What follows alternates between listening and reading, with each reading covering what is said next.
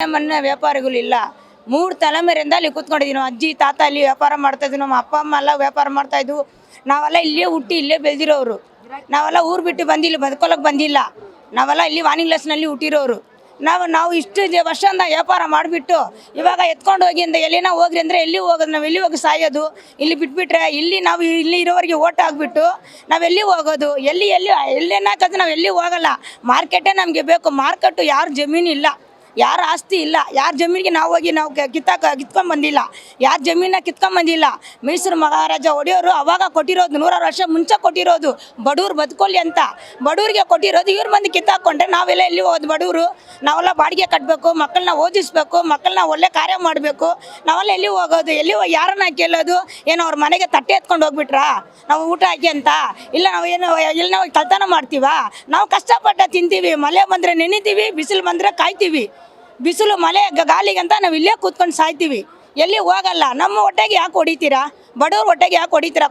ಕೋಟೀಶ್ವರ ಇದ್ದಾರೆ ನೋಡಿ, ಕೋಟಿ ಎತ್ಕೊಂಡು ಬದುಕೊಂಡಿದ್ದಾರೆ. ಅವ್ರನ್ನ ಹೋಗಿ ಕೇಳಿ, ಅವ್ರನ್ನ ಹೋಗಿ ಎಲ್ಲನೋ ಮಾಡಿ. ನಾವು ಬಡವ್ರ ಹೊಟ್ಟೆನಲ್ಲಿ ಹೊಡಿಬೇಡಿ. ಯಾವನ್ನ ನಮಗೆ ಒಂದು ಅವಶ್ಯಕತೆ ಮಾಡಿ 25 ದಿವಸ ಆಯ್ತು ನಾವೆಲ್ಲ ವ್ಯಾಪಾರ ಮಾಡಿ. ನಮಗಿಂತ ವಯಸ್ಸಾಗಿರೋಲ್ಲ ಇದ್ದಾರೆ, sugar BP patient, cancer patient ಎಲ್ಲ ಇದ್ದಾರೆ. ಅವ್ರೆಲ್ಲ ಮಾತ್ರ ತಿನ್ಬೇಡ್ದ? ಅವ್ರಿಗೆಲ್ಲ ಯಾರು ಕೊಡ್ತಾರೆ?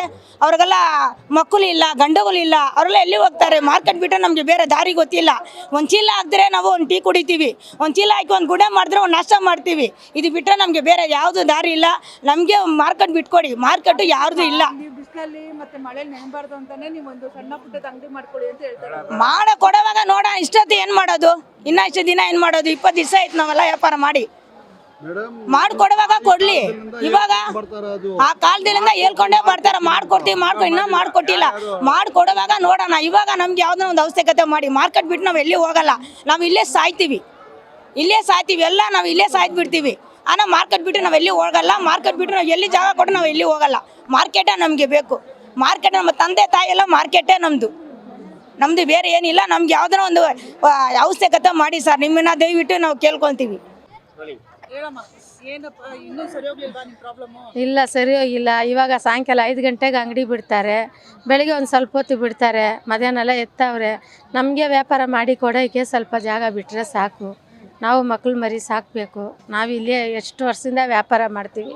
ನನ್ನ ತಾಯಿ ಎಲ್ಲ ಅಜ್ಜಿ ಎಲ್ಲ ವ್ಯಾಪಾರ ಮಾಡಿದ್ದು. ಇನ್ಮೇಲೆ ನಾವು ಇದೇ ವ್ಯಾಪಾರನೇ ಮಾಡ್ಕೊಂಡಿರೋದು. ಇಲ್ಲಿ ವ್ಯಾಪಾರ ಮಾಡೋಕ್ಕೆ ಸ್ವಲ್ಪ ಜಾಗ ಬಿಟ್ಟು ಜನ ಓಡಾಡೋಕೆ ಬಿಡ್ತೀವಿ, ಗಾಡಿ ಹೋಗೋಕೆ ಬಿಡ್ತೀವಿ. ಸೈಡಲ್ಲಿ ನಮಗೆ ಬಿಟ್ಟರೆ ಸಾಕು. ಅದಕ್ಕೆ ಹೇಳ್ತಿರೋದು ಸರ್ಕಾರ ನಿಮಗೆ ಒಂದು ಸೈಡೇ ಕುತ್ಕೊಂಡು ವ್ಯಾಪಾರ ಮಾಡಿ ಅಂತ ಹೇಳ್ತಾರೆ. ನೀವು ಸೆಂಟ್ರ್ ರೋಡಲ್ಲೇ ಕುತ್ಕೊಳ್ಳೋದು ವ್ಯಾಪಾರ ಮಾಡೋದು. ಯಾರೋ ಒಬ್ರು ಮಾಡೋಕ್ಕೆ ಎಲ್ಲರೂ ಏನು ಮಾಡ್ತಾರೆ? ನಾವೆಲ್ಲ ಆ ಥರ ಮಾಡೋದಿಲ್ಲ. ಯಾರೋ ಒಬ್ರು ಮಾಡೋಕ್ಕೆ ನಮಗೆಲ್ಲ ತೊಂದರೆ ಬಂದೈತೆ. ಆ ಥರ ಮಾಡೋರು ನಮ್ಮ ಹತ್ರ ಅವ್ರು ಕರ್ಕೊಂಡೋಗಿ ಸ್ಟೇಷನ್ನಲ್ಲಿ ಕುಂಡ್ರಿಸ್ಬೇಕು. ನಾವೆಲ್ಲ ಏನು ಮಾಡ್ತೀವಿ? ನಾವೆಲ್ಲ ಸೈಡ್ಗೆ ಹಾಕ್ಕೊಂಡು ಕೂತ್ಕೊಂಡು ವ್ಯಾಪಾರ ಮಾಡ್ತೀವಿ. ನಮ್ಗೇನು ಹೇಳ್ತಾರೆ? ಏನೋ ಕೋಡ್ ಹಾಕಿ ಬಿಡ್ತೀನಿ ಅಂತ ಎಬ್ಬರಿಸಿದ್ರು ಅಷ್ಟೇ ನಮಗೆ ಗೊತ್ತು, ಬೇರೆ ಏನೂ ಗೊತ್ತಿಲ್ಲ ನಮಗೆ. ಇಲ್ಲ, ಸಾಯಂಕಾಲ ಬಿಡ್ತಾರೆ ವ್ಯಾಪಾರದ. ಕಮಿಷನರ್ ಬಂದರು, ಅವ್ರವ್ರ ಅಂಗಡಿಯಲ್ಲಿ ಕೂತ್ಕೊಳ್ಳಿ, ಏನಾದರೂ ತೊಂದರೆ ನಿಮಗೆ ಮಾಡಿದ್ರೆ ನಮಗೆ ಫೋಟೋ ವಿಡಿಯೋ ಮಾಡಿ ಕಳಿಸಿ ಅಂತ ಹೇಳಿದ್ರು. ಹೌದು ಕರೆಕ್ಟ್. ಯಾರಾದ್ರೂ ಮಾಡ್ತಂದ್ರೆ ಅವರೆಲ್ಲ ವಿಡಿಯೋ ಮಾಡ್ಕೊಳ್ಳಿ, ವಿಡಿಯೋ ಮಾಡ್ಕೊಂಡು ಲೈವ್ಗೆ ಹೋಗ್ಬಿಡಿ. ಹೌದು ಅವ್ರು ಕಳಿಸ್ಕೊಟ್ರೆ ಅವಾಗ ಅವ್ರು ಆಕ್ಷನ್ ತಗೋತಾರೆ. ಹೌದು ಎಷ್ಟು ದುಡಿತೀರಾ ದಿನಕ್ಕೆ ನೀವು? ದುಡಿದು 200-300 ಬಂದರೆ ಸಾಕು. ನಮ್ಮ ಮಕ್ಳು ಮರಿನ ಅವತ್ತು ಅಕ್ಕಿ ತಗೊಂಡು ಅಡುಗೆ ಮಾಡಿ ತಿನ್ಕೊಂಡಿದ್ರೆ ಸಾಕು ನಮಗೆ. ಅದೇ ಸಾಕು ನಮ್ಮ ಹೊಟ್ಟೆಗೆ. ಏನು ಹೇಳ್ತೀರಾ ಕೃಷ್ಣ ಬೈರೇಗೌಡ ಸರ್ಗೆ? ಅವ್ರಿಗೆ ತುಂಬ ಥ್ಯಾಂಕ್ಸು. ಅವರೇ ಸ್ವಲ್ಪ ನಮಗೆ ಸಹಾಯ ಮಾಡಿ ಬಿಡಬೇಕು. ಸೈಡ್ಗೆ ಬಿಡಲಿ ಸಾಕು, ಸ್ವಲ್ಪನೇ ಬಿಡಲಿ. ಅವ್ರ ಮನಸ್ಸು ಮಾಡಿದ್ರೇ ನಾವು ಕೂತ್ಕೊಳ್ಳೋಕ್ಕಾಗೋದು. ಅವ್ರ ಮನಸ್ಸು ಮಾಡಿಲ್ಲ ಅಂದರೆ ನಾವು ಕೂತ್ಕೊಳ್ಳೋಕ್ಕಾಗಲ್ಲ.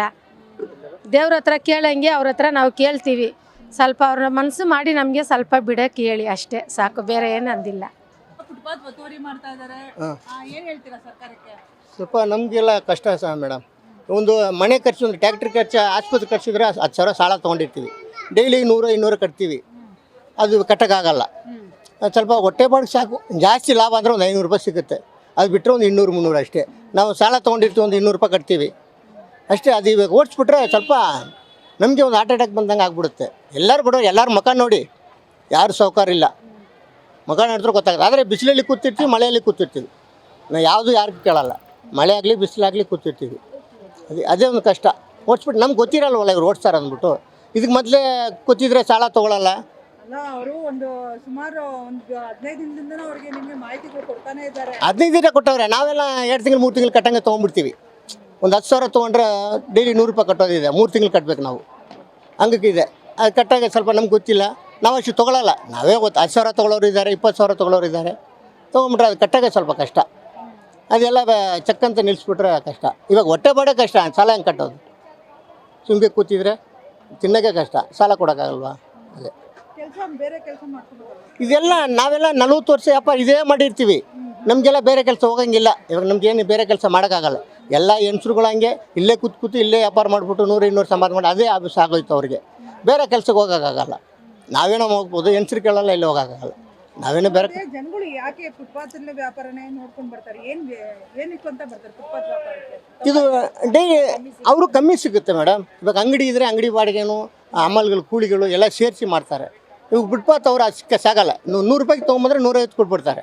ಒಂದು 50 ಸಿಕ್ಕಿದ್ರೆ ಸಾಕಂದು ಕೊಡ್ತಾರೆ. ಅಂಗಡಿಯವ್ರು ಹಂಗಲ್ಲ. ಇವಾಗ ಅಂಗಡಿಯವ್ರು ಸಂಬಳ ಕೊಡಬೇಕು, ಕರೆಂಟ್ ಬಿಲ್ ಕಟ್ಟಬೇಕು, ಅದೆಲ್ಲ ಸೇರ್ಸೇ ಮಾರೋದು ಅವರು. ಅಲ್ಲ ಫುಟ್ಪಾತ್ ಮೇಲೆ ಅಷ್ಟು ಫ್ರೆಶ್ ಆಗಿರುತ್ತೆ ತರಕಾರಿ ಎಲ್ಲ. ಹಾಂ, ಫ್ರೆಶ್ ಆಗಿರುತ್ತೆ. ಅದು ಅವತ್ತು ಖಾಲಿ ಮಾಡಿಬಿಡ್ತಾರೆ. ಅವ್ರು ಮಡ್ಕೋಕ್ಕೆ ಜಾಗ ಇರೋಲ್ವಲ್ಲ.